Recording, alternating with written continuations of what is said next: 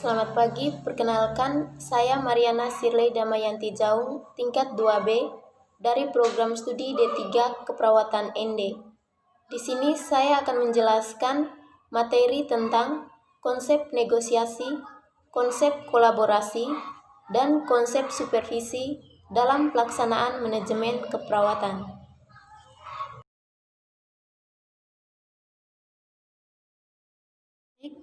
Pertama, saya akan menjelaskan tentang konsep negosiasi dalam manajemen keperawatan. Pengertian negosiasi. Negosiasi adalah bentuk interaksi sosial yang berfungsi untuk mencari penyelesaian bersama di antara pihak-pihak yang mempunyai perbedaan dan kepentingan tanpa merugikan salah satu pihak.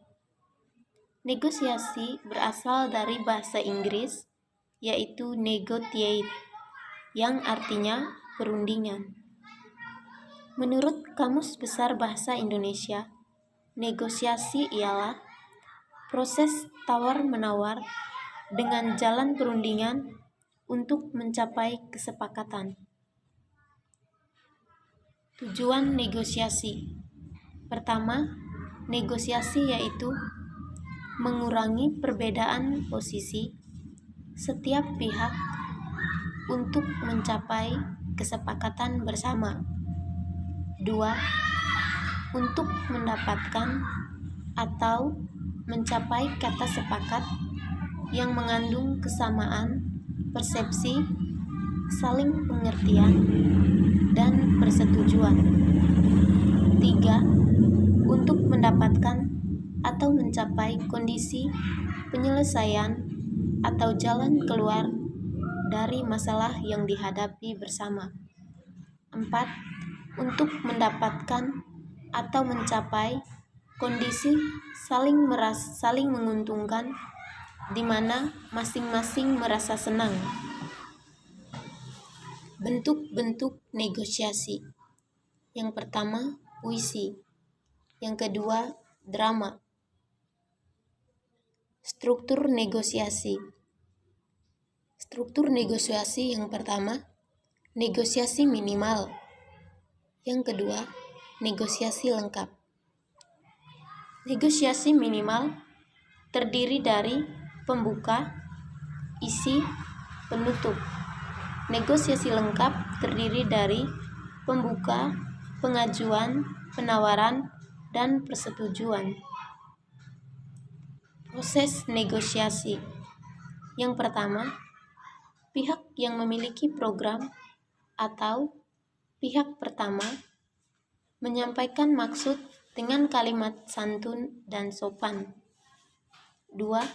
Pihak mitra bicara atau pihak kedua menyangga dengan santun dan tetap menghargai pihak pertama. 3. Pemilik program mengemukakan argumentasi dengan kalimat santun dan meyakinkan mitra bicara dengan alasan yang logis. 4. Terjadi pembahasan dan kesepakatan terlaksananya program atau maksud negosiasi. Ciri-ciri umum negosiasi. Yang pertama, menghasilkan kesepakatan. Yang kedua, menghasilkan keputusan yang saling menguntungkan. Yang ketiga, mengarah kepada tujuan praktis. 4. Memprioritaskan kepentingan bersama. 5. Sarana untuk mencari penyelesaian. Manfaat negosiasi. Pertama, mendapatkan keefektifan dan efisiensi dalam mencapai tujuan. 2. Kesepakatan bersama yang saling menguntungkan atau simbiosis mutualisme. 3. Menjembatani perbedaan pandangan mereka yang bernegosiasi sehingga mengurangi bahkan dapat mencegah konflik. 5. Menyepakati tujuan bersama, metode mencapai tujuan bersama yang jelas. Unsur-unsur negosiasi. 1. Ada dua pihak yang terlibat. 2. Ada kepentingan yang berbeda. 3. Ada perundingan. Syarat terjadinya negosiasi. 1. Ada dua pihak yang berbeda. 2. Masing-masing pihak memiliki daya tawar yang cukup untuk mendukung kepentingannya. Gaya-gaya negosiasi. 1. Gaya promotor. Orang dengan gaya sosial mempunyai sifat cepat memutuskan, agresif, kreatif, cenderung verbal, dan banyak ide yang muluk-muluk atau agresif. 2. Gaya fasilitator. Orang dengan gaya mempunyai sifat ramah, suka menolong, mempunyai tenggang rasa, bersifat peka atau perasa, selalu berbicara, dan bertindak diplomatis atau perasa. 3. Gaya kontroler. Orang dengan gaya sosial mempunyai sifat yang tidak sabar, ingin berkuasa, penuh tekad, hanya mengandalkan, atau berorientasi pada hasilnya saja atau ambisius. Cara-cara santun. Pertama, menyesuaikan pembicaraan ke arah tujuan praktis. 2. Mengakomodasi butir-butir perbedaan dari kedua belah pihak. 3. Mengajukan pandangan baru dan mengabaikan pandangan yang sudah ada tanpa memalukan kedua belah pihak. 4.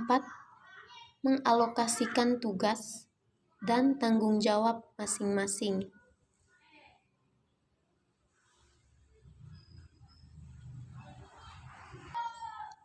Pasangan tuturan dalam teks negosiasi. Pertama, mengucapkan salam, membalas salam. 2. Bertanya, menjawab, atau tidak menjawab. 3. Meminta tolong, memenuhi, atau menolak permintaan. 4. Menawarkan, menerima, atau menolak tawaran. 5. Mengusulkan, menerima, atau menolak usulan, dan sebagainya. Keterampilan dasar dalam bernegosiasi. Pertama, harus mempunyai ketajaman dan kelihayan. Kedua, harus bersifat sabar. Ketiga, mempunyai kemampuan beradaptasi. Keempat, mempunyai daya tahan. Kelima, mempunyai daya tahan bersosialisasi. Keenam, mempunyai konsentrasi yang tinggi. Ketujuh, mempunyai artikulasi. Kedelapan, mempunyai selera humor. Kaidah teks negosiasi. 1. Negosiasi selalu melibatkan dua pihak atau lebih. 2. Negosiasi merupakan kegiatan komunikasi langsung atau lisan. 3. Negosiasi terjadi karena terdapat perbedaan kepentingan. 4. Negosiasi diselesaikan melalui tawar-menawar atau tukar-menukar. 5. Negosiasi menyangkut suatu rencana yang belum terjadi.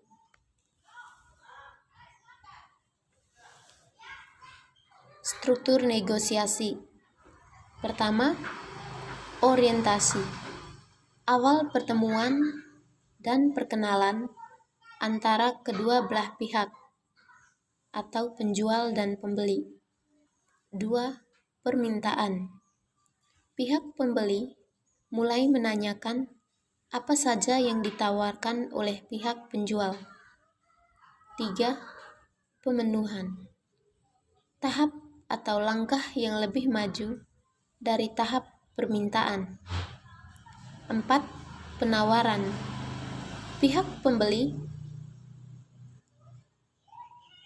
mulai bernegosiasi dengan pihak penjual untuk menyepakati harga barang atau jasa yang menguntungkan bagi kedua belah pihak. 5. Persetujuan. Pihak pembeli dan pihak penjual mencapai kesepakatan. 6. Pembelian. Pihak pembeli membeli barang atau jasa yang telah disepakati oleh kedua belah pihak. 7. Penutup.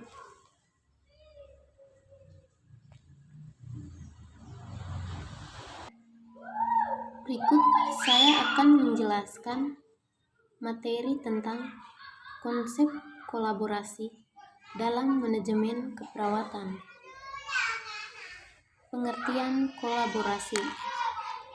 Menurut Anna 1992, kolaborasi berhubungan kerja di antara tenaga kesehatan dalam memberikan pelayanan kepada pasien adalah dalam melakukan diskusi tentang diagnosa, melakukan kerjasama dalam asuhan kesehatan, saling berkonsultasi dengan masing-masing bertanggung jawab pada pekerjaannya. Kedua, menurut Virginia Henderson 1991, merupakan kerjasama antar tenaga kesehatan, dokter, perawat, dan tenaga kesehatan lain dengan pasien dan keluarganya untuk mencapai suatu tujuan. Menurut Carpenter 1990, kolaborasi mempunyai 8 karakteristik antara lain. 1. Partisipasi tidak dibatasi dan tidak hierarki. 2. Partisipan bertanggung jawab dalam memastikan kesuksesan. 3. Adanya tujuan yang masuk akal. 4. Adanya pendefinisian masalah. 5. Partisipan saling mendidik atau mengajar satu sama lain. 6. Adanya identifikasi dan pengujian terhadap berbagai pilihan. 7. Implementasi solusi dibagi kepada beberapa partisipan yang terlibat. 8. Partisipan selalu mengetahui perkembangan situasi. Manfaat kolaborasi. 1. Memberikan pelayanan kesehatan yang berkualitas dengan menggabungkan keahlian unik profesional. 2. Memaksimalkan produktivitas serta efektivitas dan efisiensi sumber daya. 3. Meningkatkan profesionalisme, loyalitas, dan kepuasan kerja. 4. Meningkatkan kohesivitas antar tenaga kesehatan profesional. 5. Memberikan kejelasan peran dalam berinteraksi antar tenaga kesehatan profesional. Kolaborasi antar tenaga kesehatan. Kolaborasi antar tenaga kesehatan antara lain: 1. Dokter umum, 2. Perawat, 3. Dokter gigi, 4. Bidan, 5. Tenaga kesehatan, 6. Pemerhati kesehatan. Cara membangun dan mempertahankan kolaborasi. 1. Pastikan semua anggota tim bertemu secara berkala untuk mendiskusikan agenda atau target yang kedepannya. 2. Pastikan semua tim tenaga kesehatan terlibat dalam rencana. 3. Memberikan kesempatan bagi anggota tim untuk saling mengenal agar dapat berkontribusi. 4. Komunikasi yang dilakukan harus rutin. 5. Saling percaya. 6. Saling mendukung dan menghormati. 7.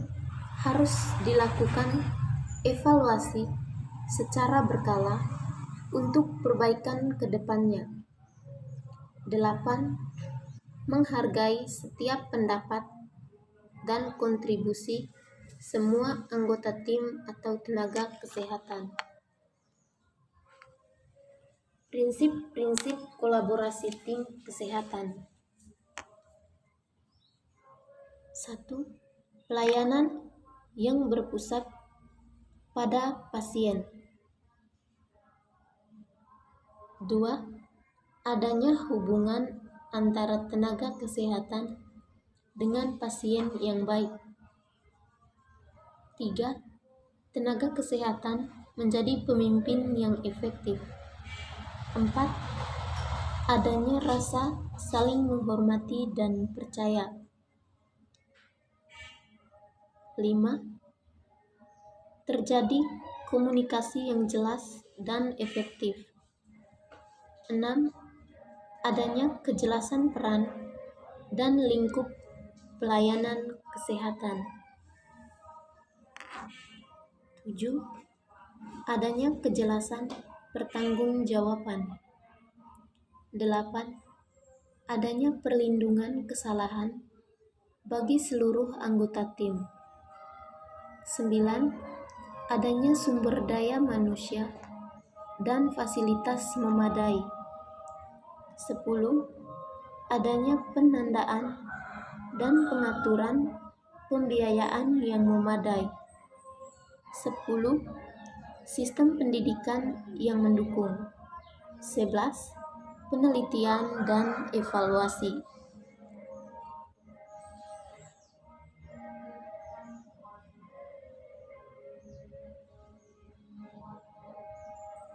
Mengapa kolaborasi sangat penting? Kolaborasi penting karena kolaborasi kesehatan mencakup komunikasi antar tenaga medis, dokter, perawat, dan tenaga kesehatan lainnya. Jika tenaga kesehatan tidak dapat berkolaborasi dengan baik, maka komunikasi yang dilakukan tidak akan efektif. Jika komunikasi tidak terlaksana secara efektif, maka keselamatan pasien akan terancam. Dasar-dasar kompetensi kolaborasi. 1. Komunikasi. 2. Respek dan kepercayaan. 3. Memberikan dan menerima feedback. 4. Pengambilan keputusan. 5. Manajemen konflik. Keuntungan pelayanan kolaborasi. 1. Lebih profesional. 2. Pelayanan lebih terfokus. 3. Pengambilan keputusan lebih baik. 4. Setting tujuan lebih bermutu. 5. Menunjang pengorganisasian terapeutik lebih baik. 6. Menurunkan lama hari rawat atau loss. 7. Pengembangan interdependensi profesi, kenyamanan kerja atau lingkungan yang kondusif. 7. Lebih terintegrasi dan komprehensif.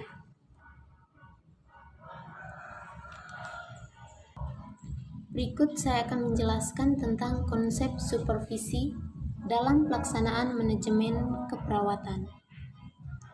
Pengertian.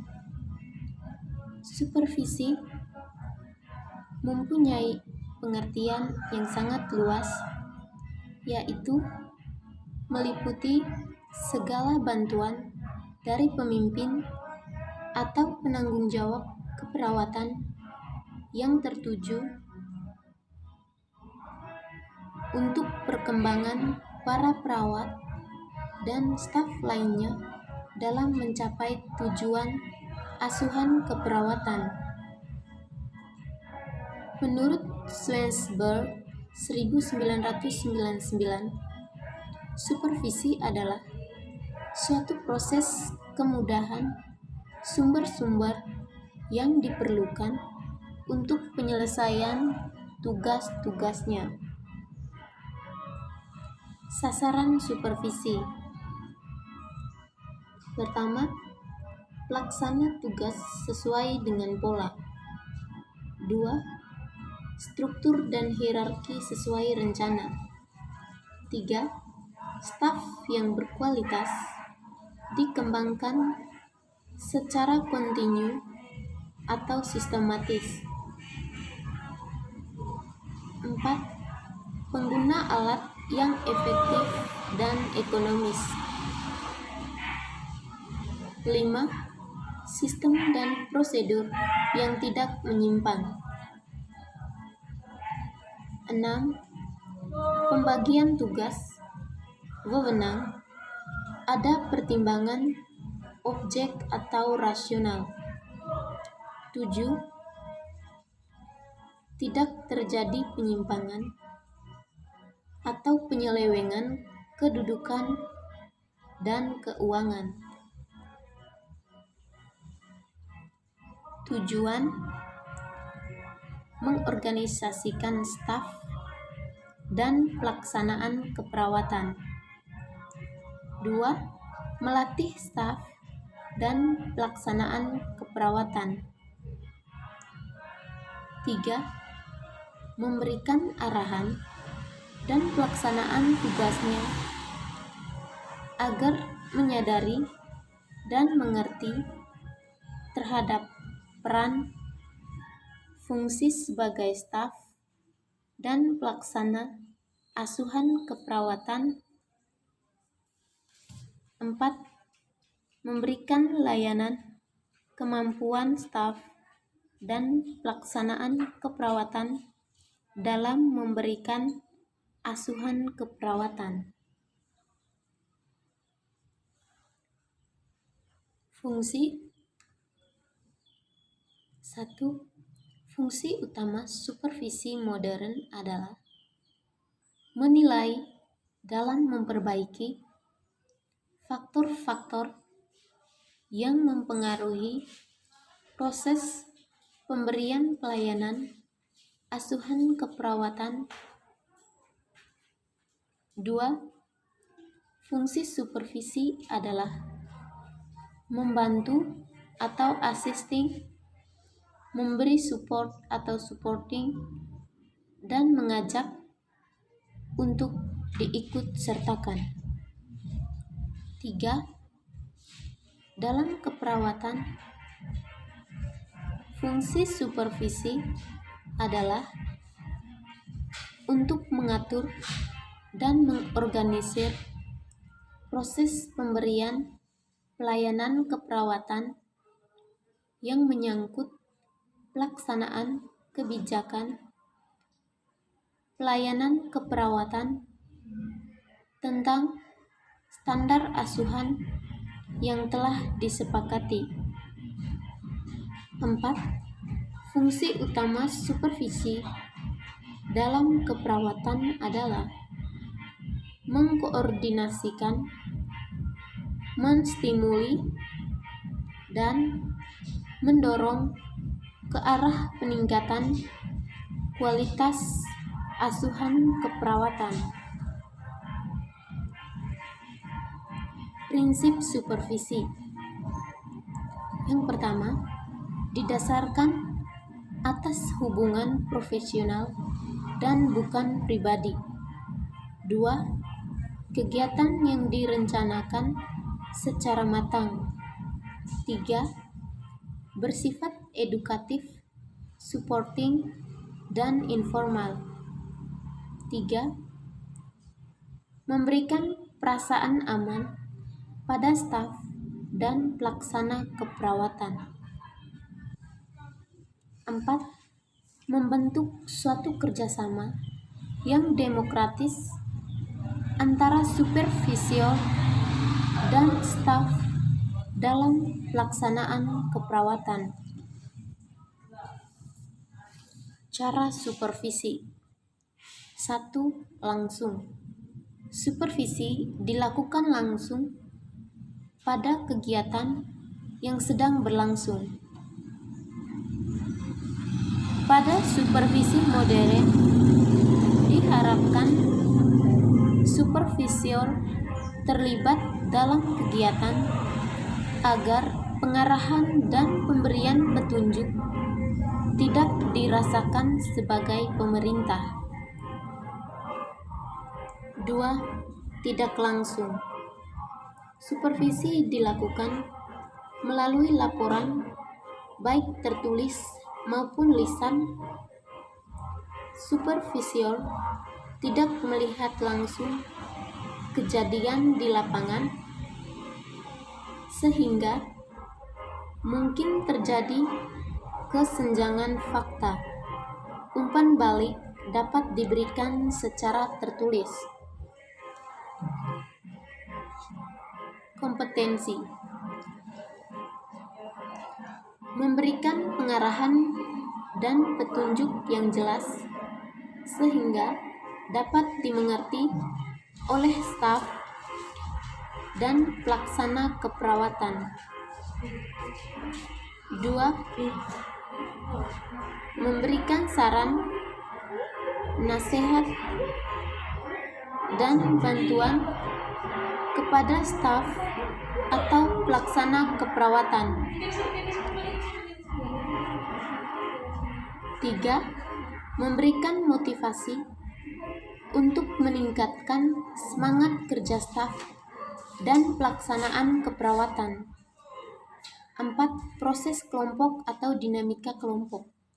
5. Memberikan latihan dan bimbingan yang diperlukan oleh staf dan pelaksanaan keperawatan. 7. Melakukan penilaian terhadap penampilan kinerja perawat.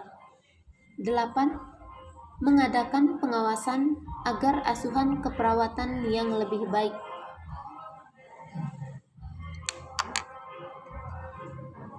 Karakteristik. Mencerminkan kegiatan asuhan keperawatan yang sesungguhnya. 2. Mencerminkan pola organisasi atau struktur organisasi keperawatan yang ada. 3. Kegiatan yang berkesinambungan yang teratur atau berkala. 4. Dilaksanakan oleh atasan langsung, kepala unit atau kepala ruangan, atau penanggung jawab yang ditunjuk. 5. Menunjukkan kepada kegiatan perbaikan dan peningkatan kualitas asuhan keperawatan.